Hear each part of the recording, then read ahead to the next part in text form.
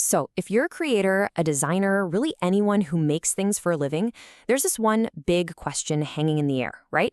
Is this new intelligence in the room here to take your job, or is it here to make it better than you ever imagined? We're talking about AI, and it really boils down to this. Is it a partner, or is it a replacement? I mean, there's no denying it. Generative AI is here. It's a truly revolutionary force that can spin up text, images, code, you name it, from just a simple prompt. It's almost like a whole new kind of mind just got switched on, and it is absolutely reshaping how we think about creating. But with all that incredible power comes a very real fear. And this gets right to the heart of it, doesn't it? As this Reddit user points out, there's a huge danger that leaning too hard on these tools can just suck the humanity right out of our work. It leaves it feeling disconnected and, yeah, robotic. This is the conflict every single creator is dealing with right now. How do you use this incredible tech without losing your own voice in the process? So let's try to reframe this whole conversation. What if we stop seeing AI as some kind of competitor and start looking at it as what it really is, a ridiculously powerful creative partner? This isn't about handing over the keys to the kingdom. It's about boosting our own skills so we can work faster and smarter while we stay firmly in the driver's seat. A really great way to think about this comes from the learning designers at Articulate. They say to think of AI as an e-bike. It doesn't replace you. You're still the one pedaling, you're steering, you're choosing the path. The motor is just there to help you out, to make those hills a little easier and the whole journey a lot faster. In a workflow with AI, you're still the one with the vision. Okay, so that all sounds great in theory, but what does it actually look like when the rubber hits the road? How are creators and professionals using these tools not just to survive, but to actually get ahead? Let's get practical.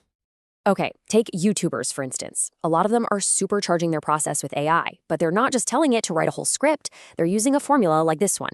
They let AI do the heavy lifting, finding those outlier topics that are already popular, brainstorming powerful hooks, drafting some initial ideas. This frees them up to do the human stuff, adding their unique angle and making sure every single part of the video is actually valuable. It's a system built for both speed and quality. And this isn't just for content creators. In professional fields like instructional design, AI is a total game changer. It's speeding up content creation, personalizing learning for thousands of people at once, and even making things more accessible with auto captions and translations. And what's really crucial here is that it takes care of the repetitive, boring stuff, which lets designers focus on the stuff that matters, the human-centered work, the storytelling, the strategy. Seriously, the applications are just exploding. We're seeing tools like Monshot that can take a single link to a YouTube video and, in seconds, spit out a fully structured lesson plan. It's a perfect example of how AI is acting like a bridge, making the distance between a simple idea and a finished, polished product dramatically shorter. But here's where we all need to be really, really careful. As these tools get more popular, a huge divide is starting to appear. It's the difference between using AI with actual intention and just hitting generate and walking away. It's the battle between what we're going to call AI slop and AI craft. So this is probably the most important distinction to get. AI slop, and credit to the folks at Think Media for that term, is that low-effort, generic junk we're all getting sick of. It has no human touch. But AI craft, now that's where a human creator is guiding the whole process. They write a strong prompt, they add a unique perspective, they fact-check, and they shape the final thing. The AI is the tool, it's not the author. And that quote right there, that's the warning label on the box. The second you take the human element out, the soul of the content just vanishes. And trust me, your audience can feel it. That connection, that little spark of personality, that's what makes people care. And that is something AI, by itself, simply can't manufacture. This brings us to a huge point of confusion out there. A lot of creators think platforms like YouTube are just banning AI content across the board. But that's not really the full story. What they're actually cracking down on is lazy, repetitive, low-value content no matter how it was made. AI craft, the stuff that's original, valuable, and has clear human fingerprints all over it, that's still being monetized and promoted. The standard is quality, not the tool you used.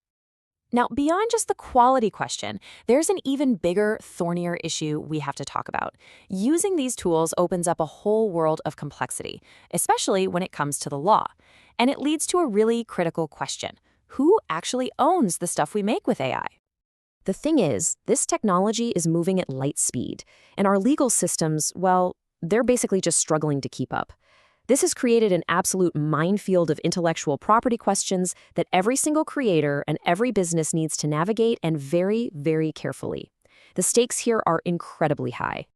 This is the fundamental question, isn't it? If you write a prompt and an AI spits out an amazing image, do you own the copyright? Does the AI company own it, or does nobody? The honest answer, right now, is it's murky, and it changes depending on where you are in the world. The World Intellectual Property Organization points out some massive risks here, like you could accidentally leak your company's trade secrets in your prompts. The AI could generate something that infringes on someone else's copyright because it was trained on their work, and, like we just said, you might not even own the final product you create. It is a lot to think about. And to make this really concrete, the US Copyright Office has basically come out and said that a piece of work needs a significant human creative contribution to be copyrighted. Just writing a text prompt, that might not be enough to say you're the author. This is where that idea of AI craft becomes so important. A human has to meaningfully change or arrange what the AI gives them to get that legal protection. So, with all this change, all this power, and frankly, all this uncertainty, where does that leave us? What does the future of creation even look like? Well, the answer, it seems, is still very, very human. For all the incredible things AI can do, drafting, brainstorming, visualizing, it can't replicate the core qualities that make creative work actually matter to people. It doesn't have lived experiences, it can't feel empathy, it doesn't understand cultural nuance. It cannot tell a story that connects with us on a deep emotional level.